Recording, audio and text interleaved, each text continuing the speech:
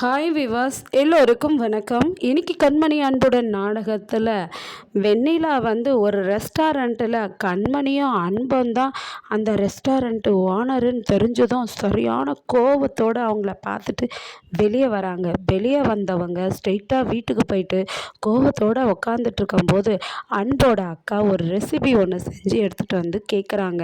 கேட்டதும் இது டேஸ்ட் பண்ணி பாரு, நல்லா இருக்கா வெண்ணிலா அப்படின்னு கேட்குறாங்க. ஆனால் இவங்க கோவமாக இருக்கும்போது அவங்க கேட்கவோ இவங்களுக்கு சரியான கோவம் அந்த பொருளை தட்டி விட்டுட்டு, இப்போ நான் கேட்டேன்னா ஒருத்தவங்க என்ன மனநிலையில் இருக்காங்கன்னு தெரிஞ்சுக்கிட்டு பேசுங்க அப்படின்னு சொல்லிட்டு அவங்கள திட்டிட்டு ரூமில் இருக்கிற எல்லா பொருளையும் எடுத்து போட்டு உடைக்கிறாங்கங்க வெண்ணிலா.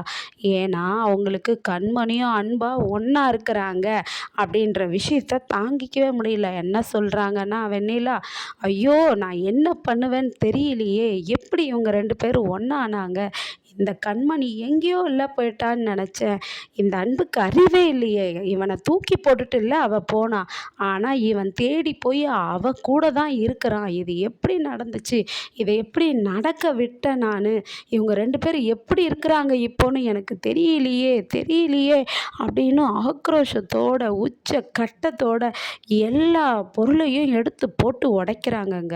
அதுக்கப்புறமா இந்த கார்த்திக் என்ன பண்ணுறாருன்னா, கண்மணி ரெஸ்டாரண்ட்டுக்கு வந்த உடனேயே தெரிஞ்சதும் இதை எடுத்துகிட்டு போயிட்டு அன்போட அம்மா கிட்ட சொல்கிறாரு. பிக் மம்மி இந்த வெண்ணிலா பார்த்துட்டா அப்படின்ட்டு, ரெஸ்டாரண்ட்டுக்கு அன்பு இருக்கிற இடத்த தெரிஞ்சுக்கிட்டா, நம்ம எல்லாம் அன்பு கூட தான் இருக்கிறோன்னு தெரிஞ்சுக்கிட்டான்றாரு. ஐயோயோ, அவளாடா தெரிஞ்சுக்கிட்டா, கண்மணியும் அன்பும் இப்போ ஒரே இடத்துல வேலை செய்கிறாங்கன்னு பார்த்தானா அவள் எதனா பண்ணிடுவாளாச்சேடா, அவள் பொல்லாதவளாச்சேன்னு புலம்புறாங்கங்க.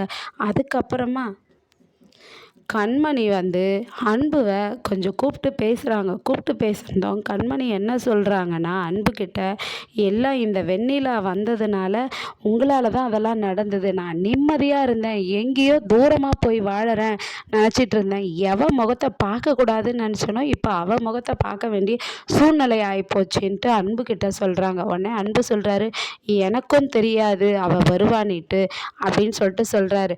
ஆனால் எனக்கு தெரியும், நீங்கள் எப்போ இங்கே வந்தீங்களோ அப்போவே தெரியும் அவளும் தேடிக்கிட்டு வருவான்ட்டு.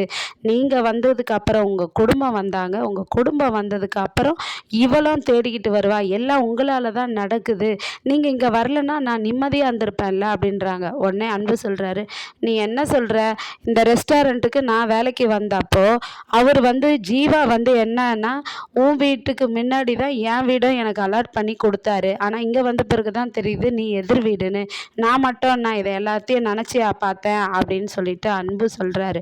உடனே கண்மணி சொல்கிறாங்க, நீங்கள் எப்போவாது போங்க, ஆனால் ஜீவா என்ன நினைப்பார் என்னை பற்றி, ஏன்னா நாங்கள் சின்னதுலேருந்தே ஃப்ரெண்டு, பாரு இவ்வளோ விஷயம் இவ மறைச்சிட்டாளே அப்படின்னு சொல்லிட்டு என்னை ஜீவா நினைக்க மாட்டாரா அப்படின்ட்டு கண்மணி அன்புவை கண்ணா பின்னான்னு போட்டு திட்டிடுறாங்க. அதுக்கப்புறமா இந்த வெண்ணிலா என்ன பண்ணுறாங்கன்னா, ராஜேஸ்வரி பாட்டி வீட்டில் யோசிச்சுக்கிட்டே இருக்கும்போது இறங்கி மாடியிலேருந்து, என்ன பாட்டி என்னவோ யோசிச்சுட்டு இருக்கீங்கன்னு கேட்குறாங்க. ஒன்றும் இல்லைம்மா அப்படின்றாங்க. இல்லை நீங்கள் எதையோ மறைக்கிறீங்க அப்படின்னு சொல்கிறாங்க. என்ன சொல்கிறாங்கன்னா, இந்த வீட்டில் எல்லாரும் உங்களை ரொம்ப மரியாதையோடைய நடத்துகிறாங்கன்னு சொல்லிட்டு நீங்கள் நினச்சிட்ருக்கீங்க, ஆனால் அது இல்லை அப்படின்றாங்க வெண்ணிலா. என்ன சொல்கிற நீ அப்படின்னதும், இந்த வீட்டில் எல்லாருமே என்னை எதிர்த்து தான் பேசுகிறாங்க, எனக்கும் தெரியுது, ஆனால் அன்பு மட்டும் அப்படி கிடையாது, அன்பு எப்பவுமே என் பேச்சு தட்ட மாட்டான் அப்படின்னு பாட்டி சொல்கிறாங்க.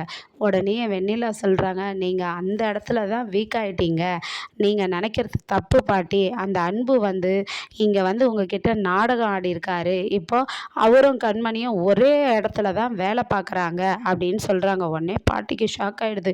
யார் சொன்னா அப்படின்னு கேட்குறாங்க. யார் சொன்னாங்கன்னு இல்லை, நானே என் கண் கூடார பார்த்தேன் அப்படின்னுறாங்கங்க. உடனே பாட்டிக்கு ரொம்ப ஷாக் ஆகி போய், என்னது நீ அவனை பார்த்தியா, எதுக்கு இந்த அன்பு பண்ணா, இது மாதிரிலாம் நடந்துக்கிட்டான், ஏன் அந்த கண்மணி கூட போய் இருக்கணும்னா அவங்க எல்லாருமே பிளான் பண்ணியிருக்கிறாங்க, என்னால் தான் இந்த வீட்டை விட்டு போன மாதிரி உங்ககிட்ட என்னை கோவப்படுத்தியிருக்கிறாங்க அப்படின்னு சொல்கிறாங்க வெண்ணிலா. உடனே பாட்டிக்கு ஷாக் ஆகுதுங்க. இந்த பாட்டிக்கும் வெண்ணிலாக்கும் அன்பும் கண்மணி இருக்கிற இடம் தெரிஞ்சு போச்சு. தெரிஞ்சதும் இவங்க என்னென்னலாம் கலகம் பண்ணி அந்த வாழ்க்கையில் அவங்கள பிரிக்க போகிறாங்கன்ற கதையை தொடர்ந்து பார்ப்போம். மீண்டும் சந்திப்போம். பாய்.